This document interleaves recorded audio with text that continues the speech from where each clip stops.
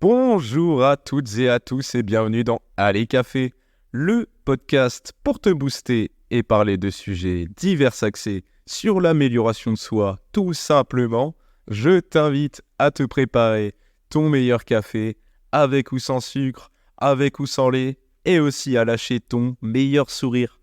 Même si t'es pas heureux là au moment où t'écoutes ce podcast, souris et tu verras que ça ira mieux. Enfin, ça t'aidera à aller mieux en tout cas. Bref, allez, on est parti.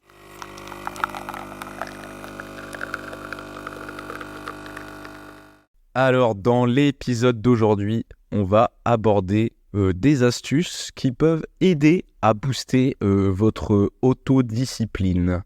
Alors, mais tout d'abord, qu'est-ce que la discipline ? C'est la capacité de se forcer à faire quelque chose, même si c'est difficile. Et en fait, afin d'atteindre ses objectifs, tout simplement. Donc, il peut y avoir d'autres définitions de la discipline, mais moi, celle-là, je trouve, c'est celle qui correspond le mieux. Et en fait, la discipline, elle arrive, il faut avoir un objectif clair. C'est-à-dire, sans objectif clair, tu ne sauras pas où mettre tes efforts et en fait, tu t'auto-disciplineras pas assez, on peut dire. Donc c'est ça le premier conseil, c'est ayez un pourquoi fort. La motivation ne suffit pas à justifier la discipline. Dire je suis pas motivé pour faire ceci, faire cela. De toute façon, si tu attends la motivation, elle viendra jamais, mon pote. Donc c'est une question de discipline. Tu dois avoir une bonne raison pour atteindre ton objectif. Donc il faut vraiment que tu trouves un objectif en particulier pour après appliquer de la discipline. Faut qu'il soit fort et en fait, après les répétitions, elles deviennent plus faciles. Si ton pourquoi tu fais cela, il est suffisamment fort. Le deuxième conseil, c'est tes émotions te gênent.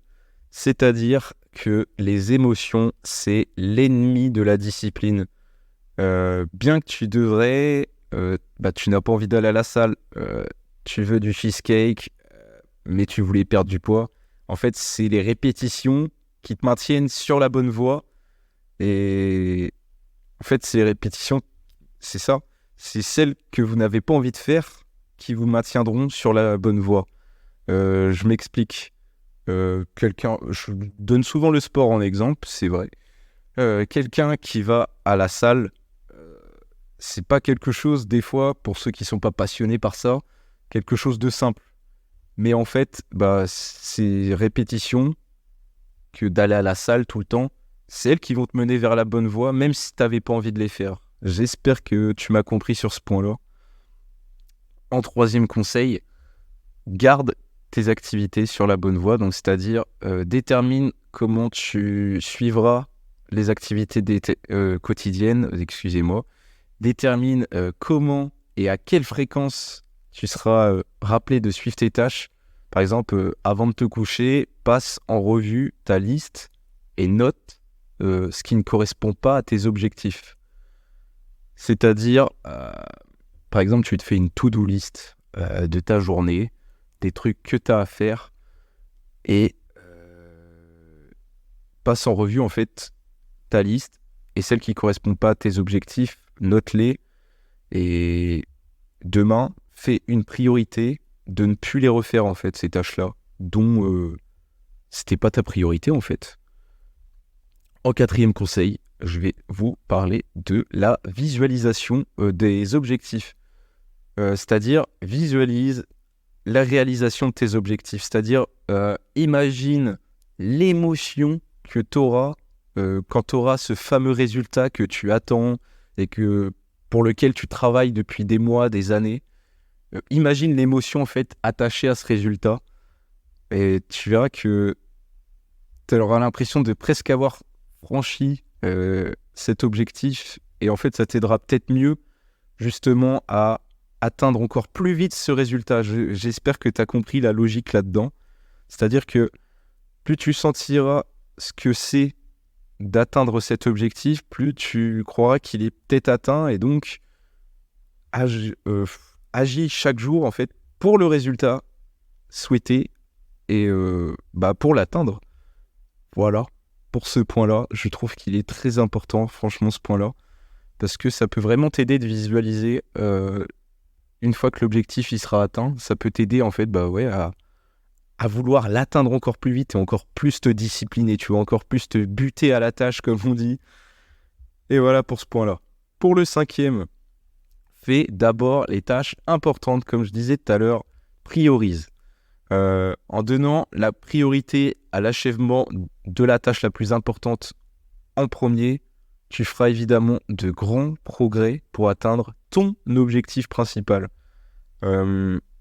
Désencombre-toi de ton calendrier personnel, mais c'est pas noté, je l'imagine, par exemple de scroller sur TikTok, de passer tes soirées devant Netflix. Arrête ça si tu veux atteindre ton objectif. Si vraiment cet objectif il est important pour toi, bute-toi à la tâche et justement priorise les tâches les plus importantes à faire en premier pour atteindre ton objectif principal. Le 6e conseil, c'est commencer petit.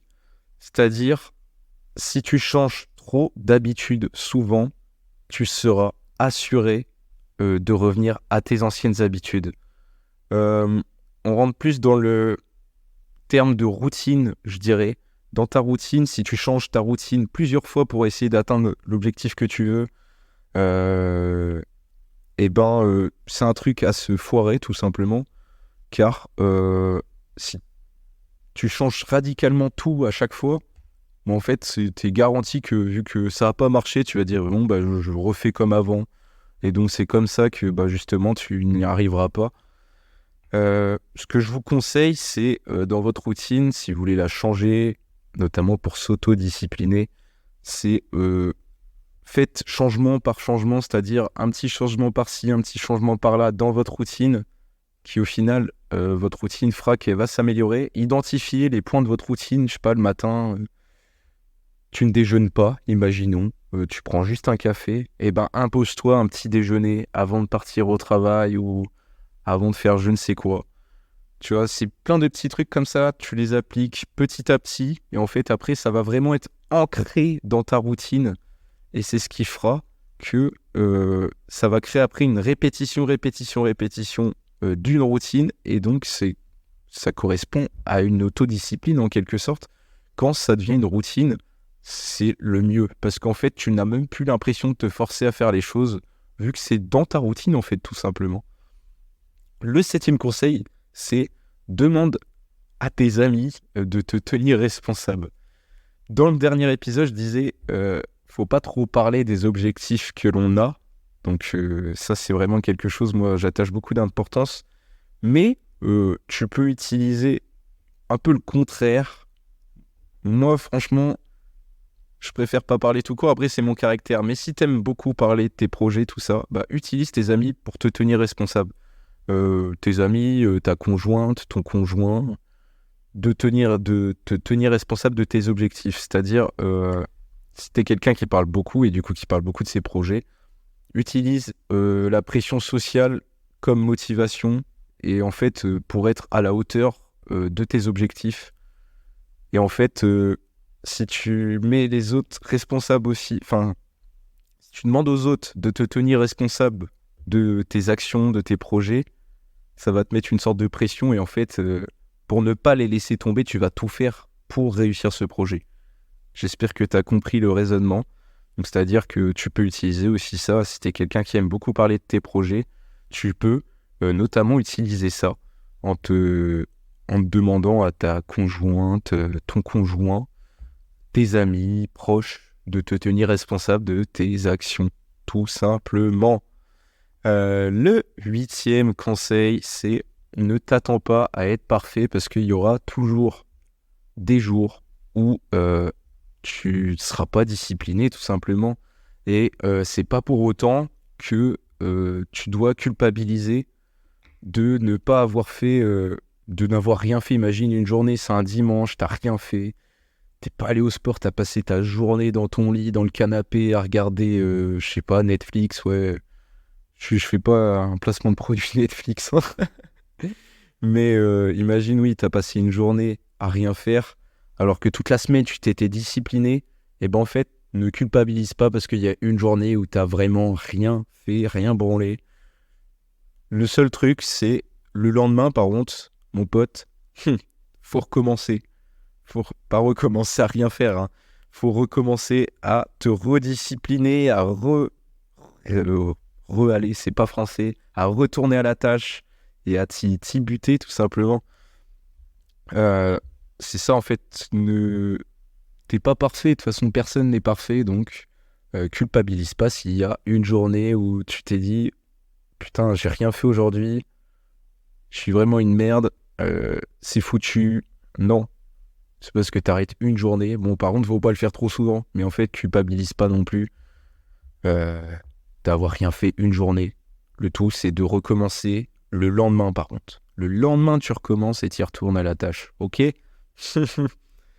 le dernier conseil, c'est quelque chose que je dis presque dans chaque podcast, je crois, c'est prends soin de toi. Car franchement, c'est quelque chose qui est trop important. C'est-à-dire que si t'es trop fatigué, bah en fait, t'arriveras même plus à te discipliner. Et en fait, ça va être de plus en plus difficile au fur et à mesure que tu te fatigues. Pour moi, il y a 4 points très importants là-dedans. C'est le sommeil, l'hydratation, l'alimentation et l'exercice. L'exercice, le sport en l'occurrence. Hein, se bouger, faire de la marche, de la muscu, du footing, du running, tout ce que tu veux, de l'exercice, c'est très important. Et en fait, pour moi, ces 4 points, le sommeil, l'hydratation, l'alimentation, c'est-à-dire manger sain, et faire de l'exercice, c'est quelque chose qui est très important dans la discipline de soi-même. Si tu n'as pas ces 4 points-là, comment dire, tu vas te sentir fatigué, ta routine, elle sera pas bonne du coup, parce que tu as un sommeil de merde, tu manges mal, tu fais pas de sport. Comment veux-tu être discipliné si tu n'as aucun de ces points? Pour moi, ils sont très importants et ils viennent se connecter en quelque sorte à l'autodiscipline. Et c'est aussi connecté à la routine pour moi. Parce que pour moi, avoir un bon sommeil, une hydratation, une bonne alimentation et faire de l'exercice, c'est une routine de tous les jours que tu peux faire.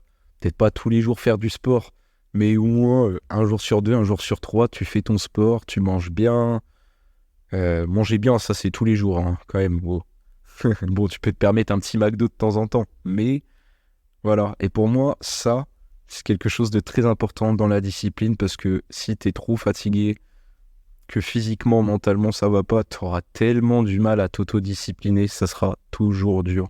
Et la discipline, elle sera toujours plus facile lorsque vous vous sentez bien. Parce que quand tu te sens bien, eh ben, t'y arriveras mieux à répéter et répéter et répéter les tâches. C'est physique, tout simplement.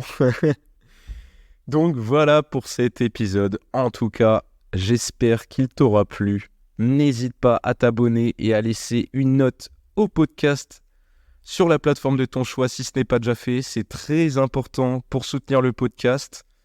Il y a des grosses news qui arrivent bientôt au sujet du podcast. Donc je te laisse t'abonner au Instagram Allez Café Podcast pour suivre ça. Tu verras, ça va bientôt tomber. Donc j'espère que tu seras présent pour l'occasion. Et donc voilà, je te souhaite une bonne journée, bien sûr productive. Allez, ciao.